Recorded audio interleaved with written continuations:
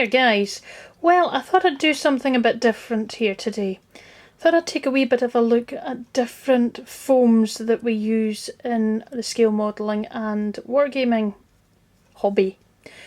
Yes, it can be a bit of a minefield, and I think that's why I wanted to take a wee look and see if I could help anybody sort of try and decipher it a wee bit. There's different types of foams, there's different structures of foams. As you can see, I have a whole pile of different ones in front of me here just to give you different ideas. We've got these ones here on the top, these three. These sort of fit under the extruded polystyrene setup. And our three underneath there in the white are examples of expanded polystyrene. Now I'm going to go in a wee moment and try and clarify some of the differences for you. They have varying different suitabilities within our hobby for what we want to do for scenery or building works especially.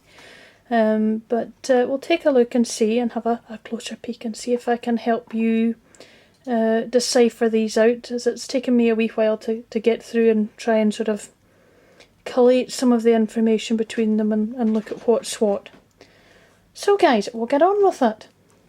Right guys, I think the easiest place for us to start would be with the items that have the most functional use within our hobby. That would be the extruded polystyrenes. Now, I'm pushing these words about. The main difference between the two different qualities of foam, the extruded and the expanded, is basically just how they're treated. They're both polystyrenes.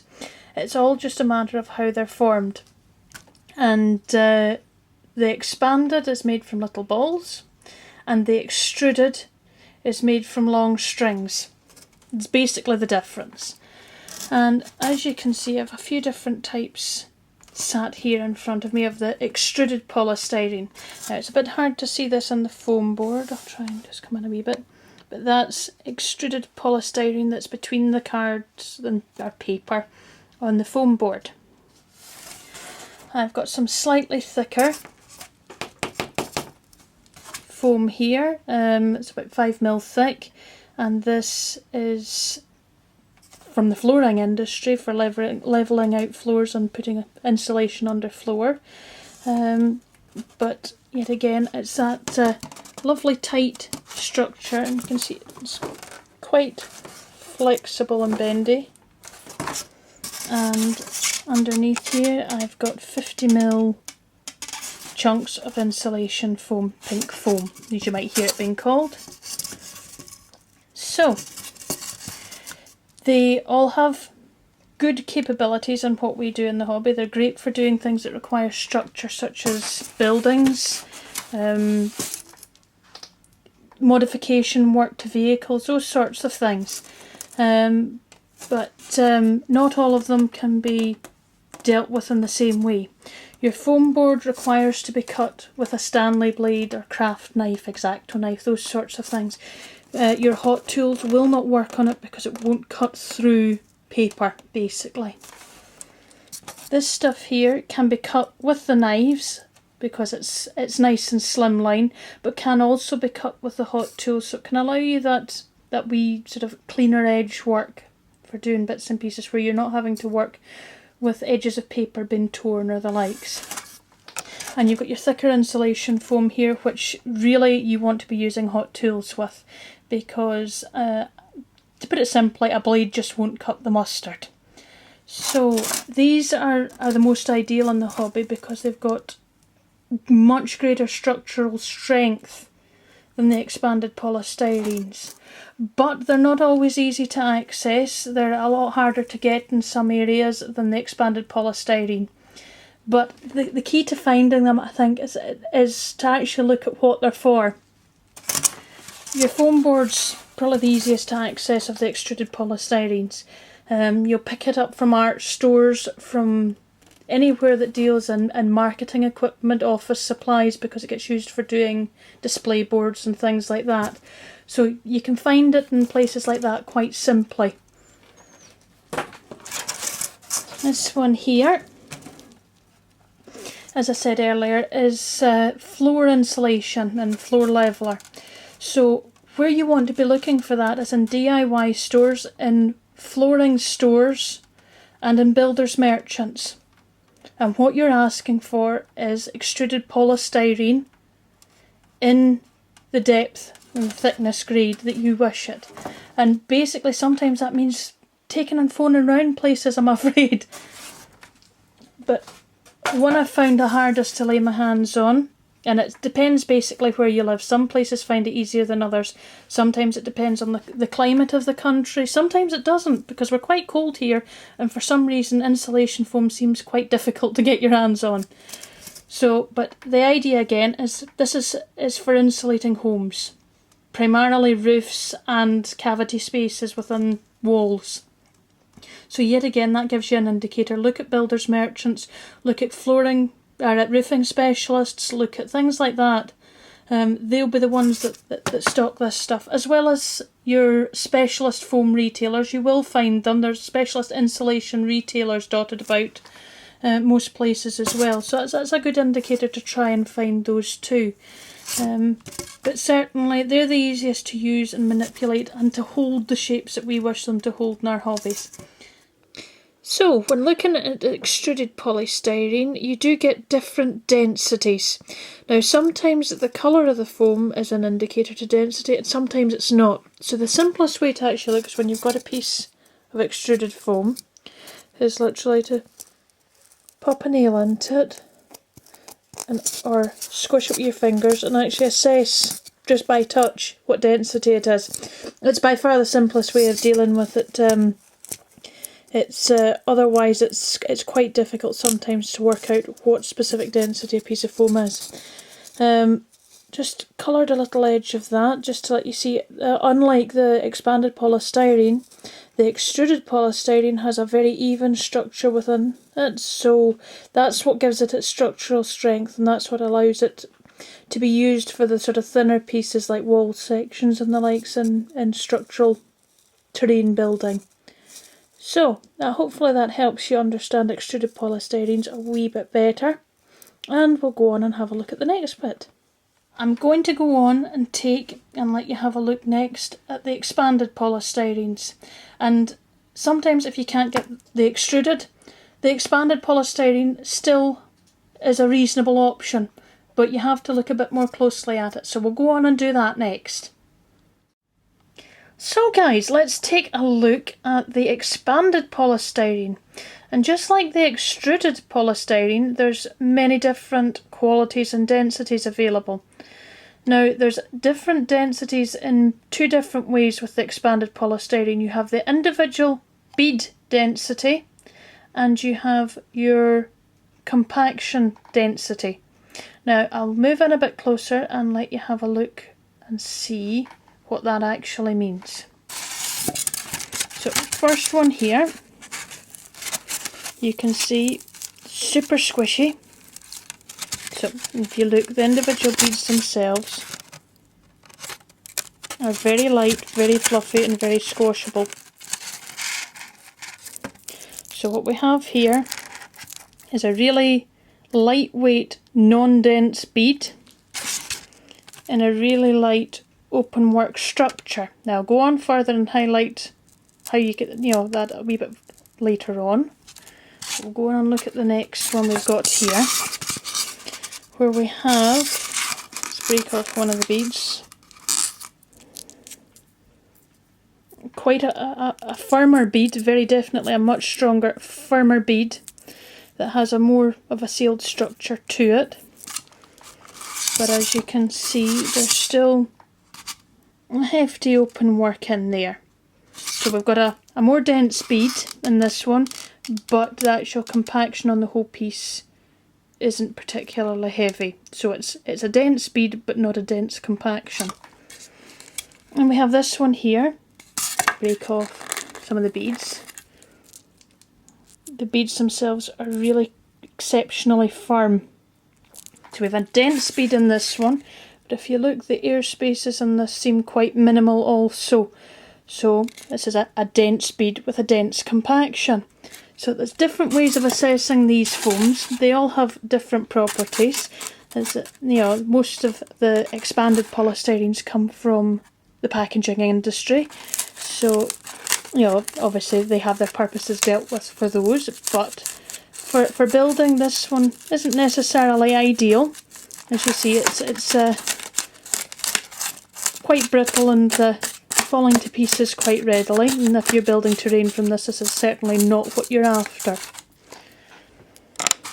The one here with the dense beads but the more open work structure is certainly significantly stronger, but you're definitely going to have the issue of breakage over time.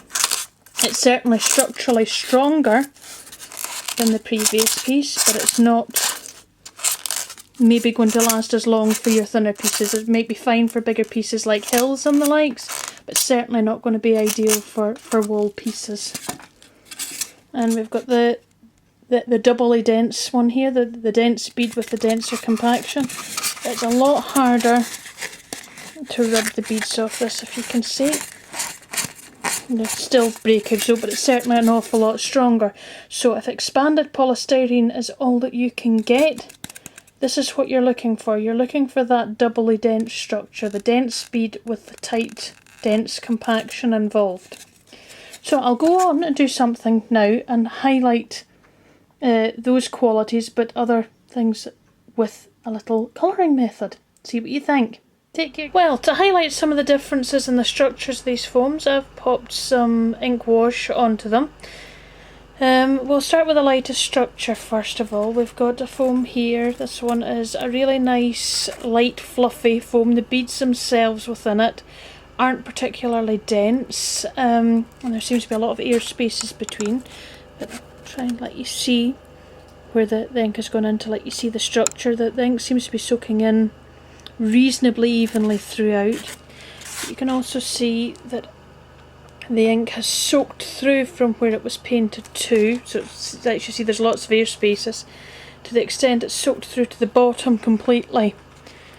So this, as you can see anyway, it has very little structural strength. So basically what it's saying is the beads themselves aren't particularly tightly compressed, and the beads to each other haven't been particularly tightly compressed. So you have an awful lot of air space. It's your lightest option of the ones I've got here, but if you're building, say for example, some scenery from it, it's not going to be particularly strong. On to the next one here. The beads on this one, as you can see, don't seem to be retaining the ink, but the ink has soaked down through the air spaces between, so we've got some nice dense beads in this piece, but they haven't been particularly heavily compressed to each other while I've been curing. So much so where I've applied the ink here, and as you can see I have a real mess with this one where the ink has literally just poured straight through from one side to the other. So yes, it's an awful lot stronger than the other one, and for larger sort of broader scenery pieces this might well do you if you're happy to cope with the texture of it and cope with the fact that the beads have their own wee issues. It certainly would be more suitable in strength than the previous one. But on to the next one I've taken and had a look at. This is one where the beads themselves seem particularly dense, but there also seems to be very few gaps between also, or the gaps between are small and neat. So it appears that the beads have been compressed together while they're still curing. So it's definitely the harder and tougher of it. And the ink seems to have stayed pretty much in the wee gaps between, and there doesn't seem to be any major sign of the ink travelling through at all. What I'll do is I'll pop the camera off a second, I'll break down into that and let you see how far that's travelled through. There we go, you can see there is a slight degree of seepage into it, but it's very, very minor. The actual polystyrene itself seems to have physically held the ink in place. So you can see actually that it's a much more dense structure than the other one with the more dense beads. But those two certainly would be, if you intended to use expanded polystyrene for your building, those certainly would be your better options over your light fluffy structured one where nothing's particularly dense in it. So also gives you an idea that there are ones that you'd maybe choose to use if you wanted to paint directly over them. Might end up using a substantial quantity of paint, such as this one where it just pours out the other side of it. This style certainly seems to hold that liquid far better, so it certainly gives you an idea of the different structures in the expanded polystyrene to have a look at. And there's, you know, different choices you can make. So if you wanted to go down this route because you wanted the effect of the texture, say for example, or couldn't get a hold of the extruded stuff and you're happy to go down this route, that maybe give you a better idea for what you would maybe want to look for your building purposes. Hope that helps, guys. So I've got two pieces here of different polystyrenes. On the top I've got the extruded polystyrene, and on the bottom I've got the expanded polystyrene. They're both 50mm thick pieces, and I just want to give you a demonstration of the difference in structural strength between the two. I'll start with the expanded polystyrene. I'll just give it a very gentle flex. You can see where it flexes to, and then it breaks. The extruded polystyrene, on the other hand, I'm getting to a point, I don't know if you can see, I'm going quite pink around the knuckles, and it's just not wanting to go. And it takes significantly stronger amounts of strength, so much so I'm bringing my hands even closer, and it still won't bend or flex in the same way. So it's a significantly stronger substance, the extruded foam, which is why we tend to favour it in the hobby. So just giving you a wee idea. Look, you can see how hard I was trying to flex that. There's thumbprints on the bottom of it. So, but that hopefully gives you a wee bit of an idea that compared to the expanded polystyrene, when you're looking for strength along a narrow long piece, what you want is the extruded. The expanded still has its place for things like hillsides and the likes if you can't access the extruded, but if you're needing something that has a structural strength like a building, extruded's what you're after. So hopefully that clears that up a wee bit for you, lets you see what the structural differences equate to in the actual build-up of the material.